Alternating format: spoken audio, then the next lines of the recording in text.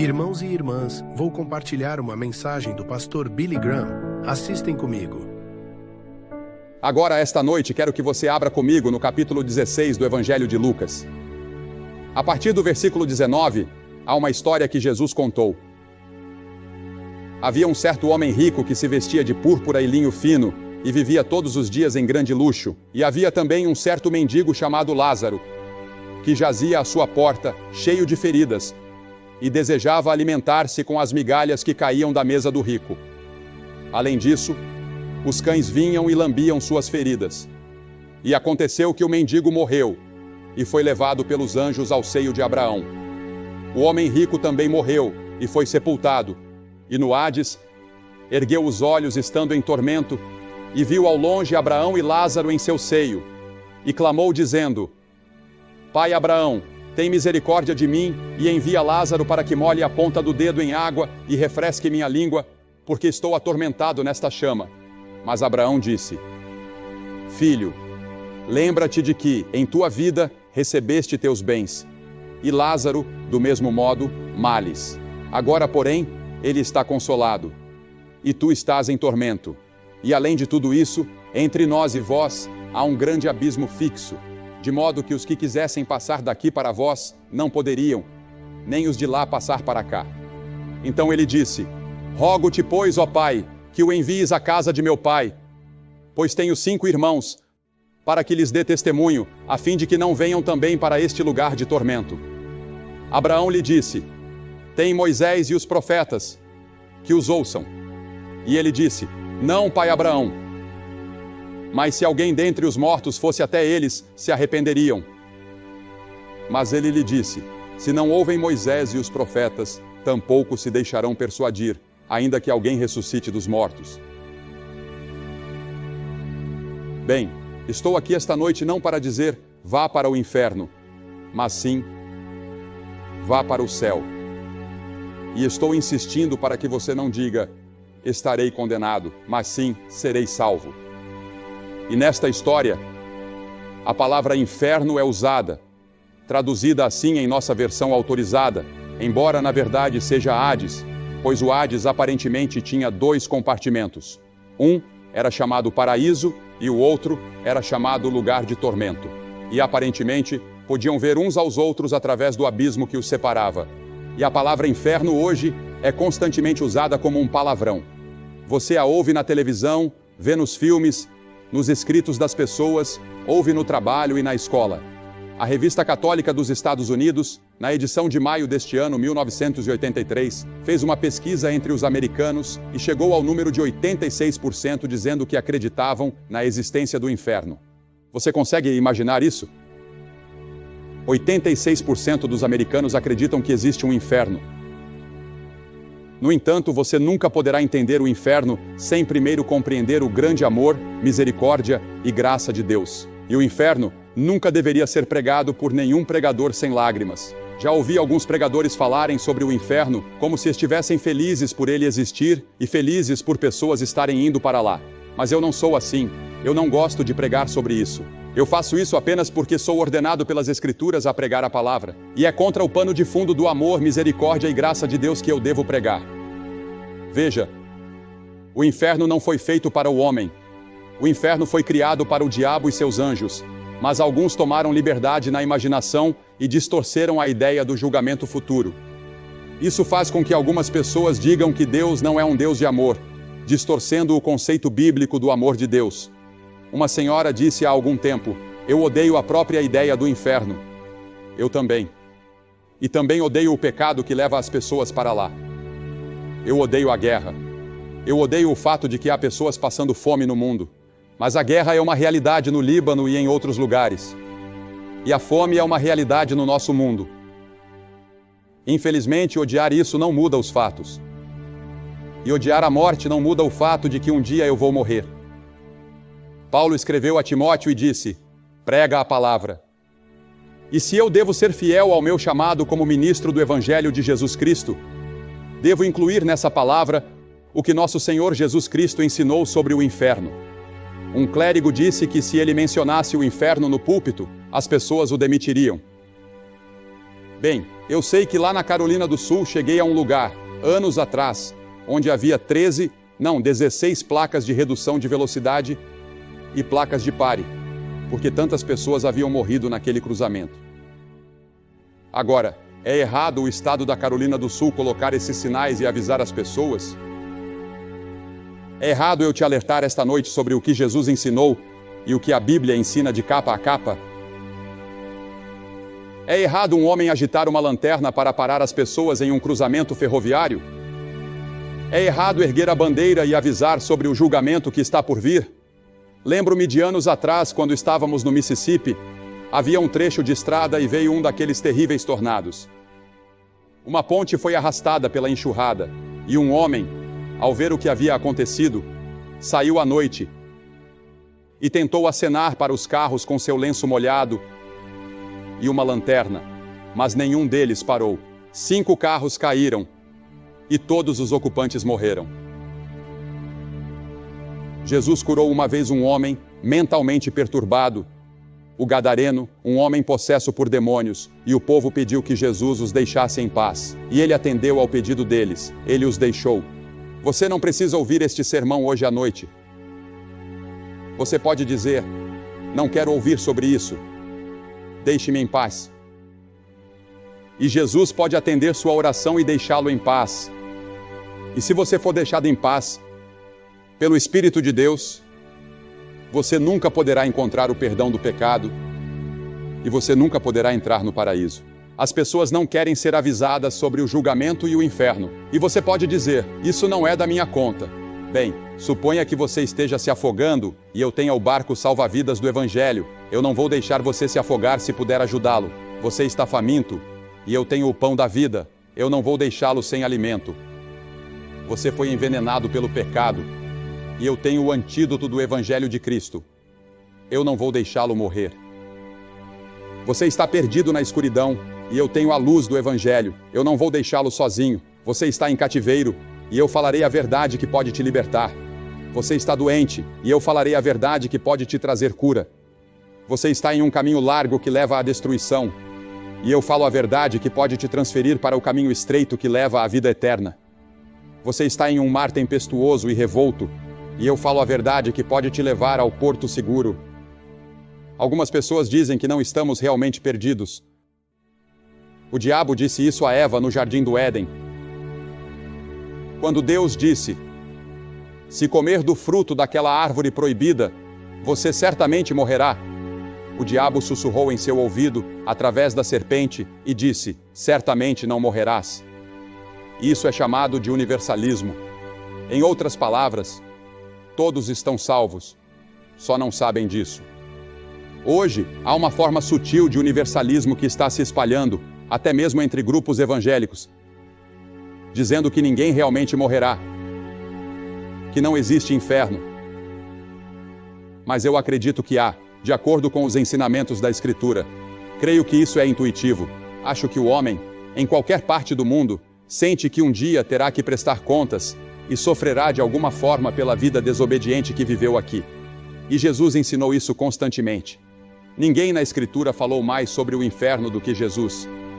Ele disse, todo aquele que disser, tolo, estará em perigo do fogo do inferno. Mateus 5:22. Ele disse em Mateus 13, o Filho do Homem enviará os seus anjos, e eles ajuntarão do seu reino todos os que servem de tropeço, e os que cometem iniquidade, e os lançarão na fornalha. Ali haverá pranto e ranger de dentes. Em Mateus 25:41 ele disse, então dirá também aos que estiverem à sua esquerda, apartai-vos de mim, malditos, para o fogo eterno, preparado para o diabo e seus anjos. E ele disse, se a tua mão direita te faz pecar, corta-a, pois é melhor entrar na vida manco do que, tendo as 2 mãos, ser lançado no inferno. Ele ensinou que é melhor passar pela vida com um olho, uma mão ou uma perna, a menos do que ir para o inferno com tudo. A Bíblia ensina que existem pelo menos 3 tipos de inferno. Primeiro, há o inferno no coração. Milhares de pessoas aqui esta noite têm um inferno dentro de si. E é aí que tudo começa. Grande parte do mundo assume que a natureza humana é boa, mas a Bíblia ensina que por natureza somos maus. Somos egoístas, pecadores, rebeldes e perdidos no pecado. Em pecado me concebeu minha mãe, disse Davi. Somos todos pecadores e nascemos em pecado. E quando chegamos à idade da responsabilidade, talvez aos 7, 8, 9 ou 10 anos, escolhemos pecar. Então nos tornamos pecadores por prática e continuamos a pecar, mesmo tendo computadores. Hoje usamos computadores para fraudes e todo tipo de coisa errada.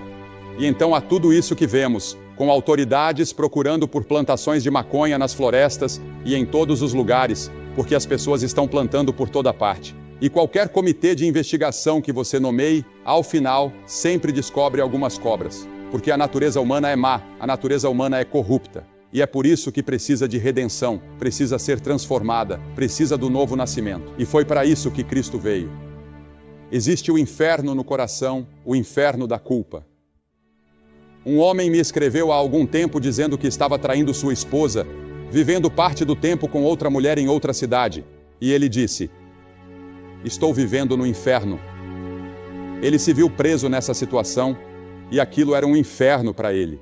A Bíblia ensina que há um inferno ardente e destruidor no coração humano.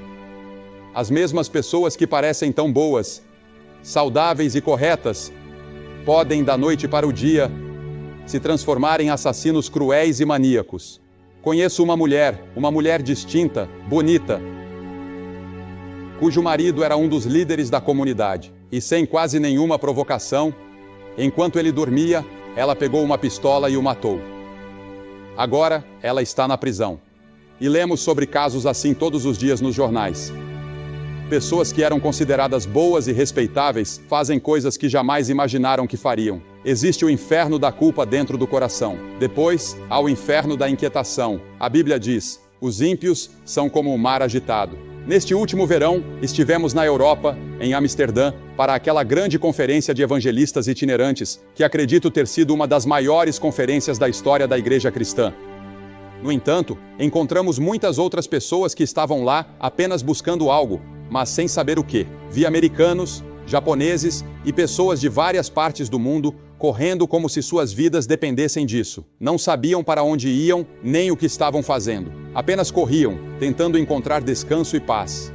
E existe também o inferno da luxúria. Aquela que vive nos prazeres está morta enquanto ainda vive. Outro dia, alguém me perguntou o que significa a palavra luxúria. Falarei um pouco mais sobre isso amanhã à noite para os jovens, mas luxúria não significa apenas olhar para um homem ou uma mulher e admirá-los. Significa que se tivesse a oportunidade, você cometeria imoralidade. Em outras palavras, você deseja tanto que se tivesse a chance, cederia. E muitas pessoas vivem em fantasias, desejando no coração aquilo que não deveriam. Depois, há o inferno do ódio. Esse inferno do ódio tem causado guerras, tumultos e todo tipo de conflito. O inferno se manifestou na terra. E por fim, existe o inferno do futuro. E esse inferno futuro é uma continuação do inferno que já existe agora no coração, no lar e no mundo, exceto que ele nunca acaba. Como mencionei antes, Jesus falou mais sobre o inferno do que qualquer outra pessoa na Bíblia, mas ele nos advertiu para fugirmos dele. O próprio fato da existência do inferno torna o amor de Deus ainda mais impressionante e glorioso. O inferno foi preparado para o diabo e seus anjos, mas escolhemos ouvir o diabo, seguir o diabo, fazer o que ele diz.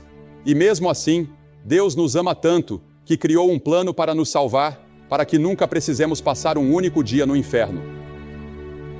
Agora, qual é a natureza do inferno?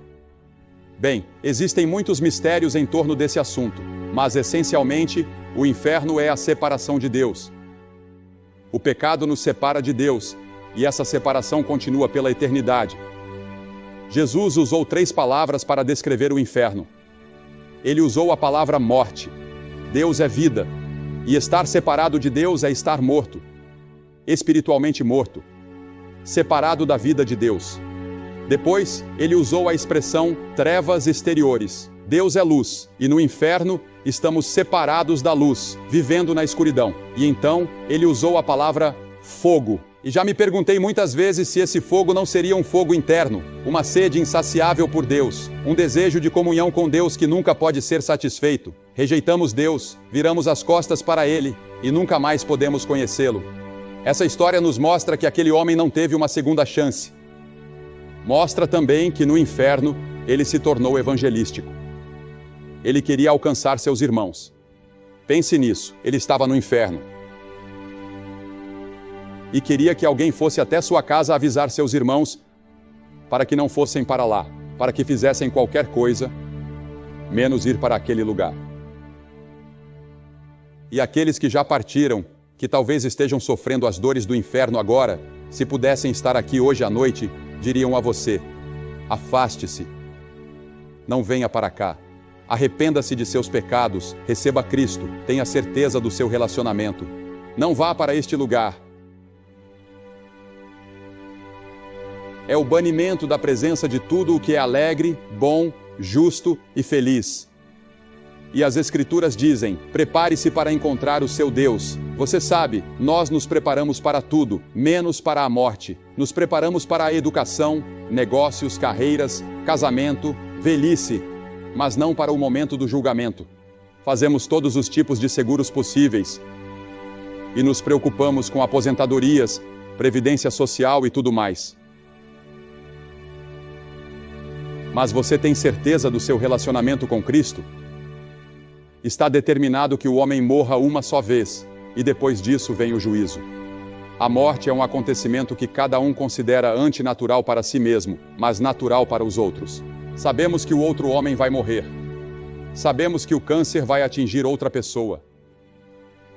Sabemos que aquela outra pessoa pode morrer de ataque cardíaco ou em um acidente de carro amanhã, mas não eu.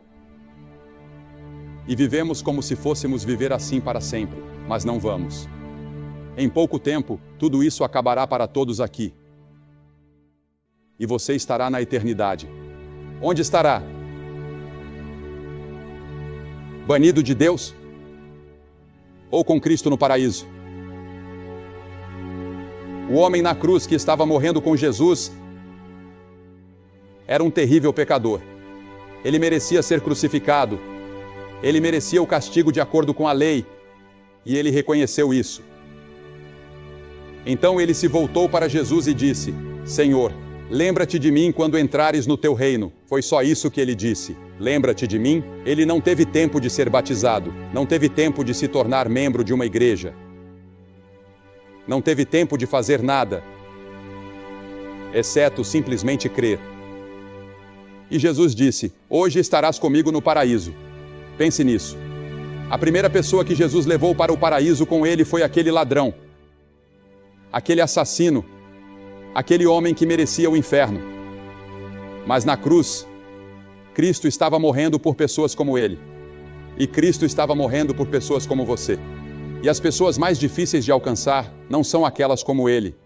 Elas sabem que são pecadoras. Elas sabem que precisam de Deus. São pessoas como algumas de nós aqui esta noite, bem vestidas, vamos à igreja, temos um pouco de religião, mas não é a primeira coisa em nossas vidas. Não é a coisa mais importante em nossas vidas. E temos apenas religião suficiente para nos impedir de receber uma verdadeira dose de salvação em Cristo. Você foi imunizado e sente que não tem uma necessidade espiritual. E aquela pessoa que diz que é feliz, que tem uma boa renda, um bom emprego, uma boa família e tudo mais. Eu não preciso de Deus. Eu não preciso de Cristo. Para que eu preciso dele? Você vai precisar dele, irmão e irmã. Você vai precisar dele desesperadamente em breve. É melhor vir agora enquanto tem oportunidade. A Bíblia diz: agora é o tempo aceitável, agora é o dia da salvação. Venha enquanto pode. Você não pode vir a Cristo a qualquer momento que quiser. Você só pode vir quando o Espírito Santo o convencer e atraí-lo, quando a palavra de Deus for proclamada. Você vir a Cristo? Você que está assistindo pela televisão, pegue o telefone e ligue para o número que vê na tela. Há conselheiros esperando para falar com você agora mesmo. E se a linha estiver ocupada, ligue de novo, e de novo, e de novo. Eles estarão lá durante toda a noite para conversar com você e ajudá-lo. Como disse no início, não gosto de falar sobre este assunto. Mas é parte da Bíblia. E é uma parte importante dos ensinamentos de Jesus Cristo. E não estou dizendo essas coisas por mim mesmo, estou apenas transmitindo a você o ensinamento de Cristo, o que Jesus ensinou. E faço isso com o coração quebrantado. Eu gostaria que não existisse inferno, mas ele existe. Eu gostaria que não existisse pecado, mas ele existe. Eu gostaria que não houvesse assassinatos, guerras e tudo mais, mas há. E há um inferno. Mas graças a Deus existe um céu, há um paraíso. E é lá que Jesus está. E quero lhe dizer hoje à noite, eu sei para onde estou indo. No momento em que você ler no jornal que Billy Graham está morto, você saberá que ele está mais vivo do que nunca. Eu estarei no paraíso e estou ansioso por isso.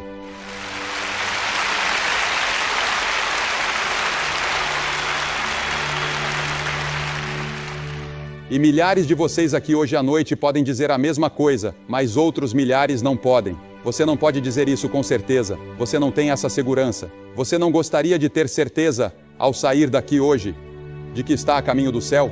De que está a caminho do paraíso com Cristo? Você pode ter essa certeza. A Bíblia diz essas coisas. Escrevo para vocês que creem no nome do Filho de Deus, para que saibais que tendes a vida eterna. Paulo disse: estou certo de que ele pode guardar tudo o que entreguei a ele para aquele dia. Eu sei. Você pode saber. Você diz: bem, Billy, o que eu teria que fazer? Tudo bem, você teria que fazer 3 coisas. Primeiro, deve se arrepender dos seus pecados. Arrependimento significa mudar sua mente, mudar seu jeito de viver. Deixe Cristo entrar e ajudá-lo a mudar. Ele ajudará você a fazer a mudança. Você não pode mudar por si mesmo, você é fraco. Mas se você disser: Senhor, estou disposto, Ele o ajudará. E a segunda coisa é, pela fé, receber Cristo, que morreu por você e ressuscitou. Pela fé. Você não pode entender tudo, mas você vem pela fé e confia. E coloca sua total confiança nele, somente nele. E então, em terceiro lugar, você o obedece, segue-o, serve-o, trabalha por ele e faz todas as boas obras que puder por amor a ele, em seu nome, ajudando o seu próximo, amando o seu próximo. Nisto todos conhecerão que sois meus discípulos, se tiverdes amor uns pelos outros. Você está disposto a fazer isso? Hoje à noite vou pedir que você faça algo que vimos centenas de pessoas fazerem aqui em cada culto, desde que chegamos a Sacramento. Vou pedir que você se levante do seu lugar e venha ficar na frente do palco e diga: ao vir, quero saber que estou indo para o céu. Quero saber que meus pecados estão perdoados. Quero saber que estou pronto para encontrar Deus. Se você está com amigos ou parentes, eles vão esperar. Você vem e fica aqui na frente. E depois que você vier, vou dizer algumas palavras a você, orar com você, lhe dar alguns folhetos, e você pode voltar e se reunir com seus amigos. Simples. Mas toda pessoa que Jesus chamou no Novo Testamento, Ele chamou na frente de outras pessoas. Ele chamou publicamente. Há algo em vir à frente de maneira aberta e pública que ajuda a resolver isso. Você pode ser um líder em sua igreja, mas não tem certeza. Há algum tempo, tivemos um bispo que veio à frente publicamente para tomar uma decisão. Ele disse: eu só queria ter certeza. Você precisa ter certeza hoje à noite e você vem. Ou talvez você nunca tenha recebido Cristo antes. Venha e resolva isso hoje à noite.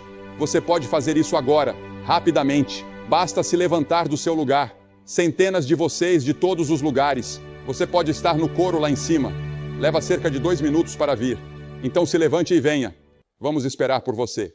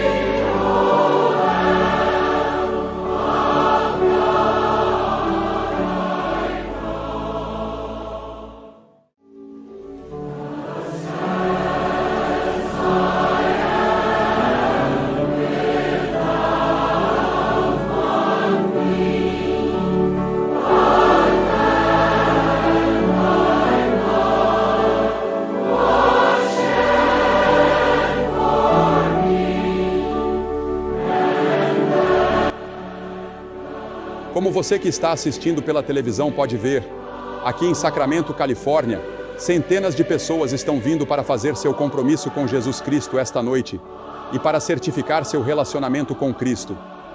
Você assume esse mesmo compromisso onde você está, pega o telefone e liga. Boa noite e que Deus o abençoe.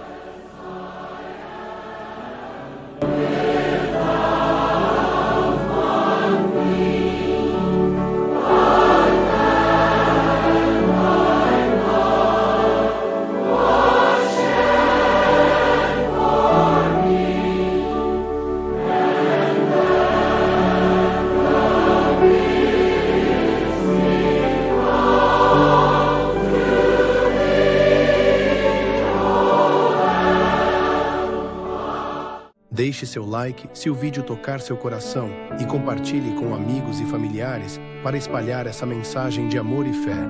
Juntos, podemos levar palavras de luz para mais pessoas. Deus te abençoe.